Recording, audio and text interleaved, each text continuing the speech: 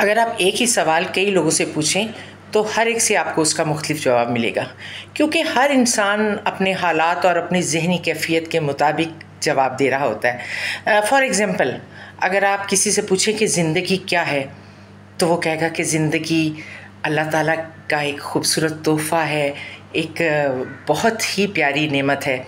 और दूसरे से आप पूछेंगे कि ज़िंदगी क्या है, तो वो कहेगा कि ज़िंदगी दुखों का घर है। एक और से पूछेंगे तो वो कहेगा कि ज़िंदगी तो एक आज़माइश है, एक इम्तिहान है।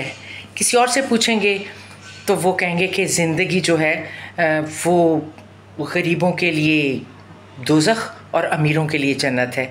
किसी और से पूछेंगे कि ज़िंदगी क्या है, तो वो कहेगा ज़िंदगी तो फूलों की सेज है। किसी और से पूछेंगे कि ज़िंदगी क्या है, तो वो कहेंगे कि ज़िंदगी तो एक फ़रेब है, एक शराब है और कुछ भी नहीं है इसके अलावा।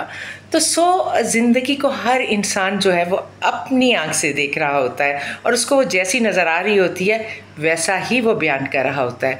तो इट्सेल्फ जो ज़िंदगी है वो वैसी ही होगी जैसे कि आप उसे देखना चाहेंगे या जैसा आप उसे बनाना चाहेंगे।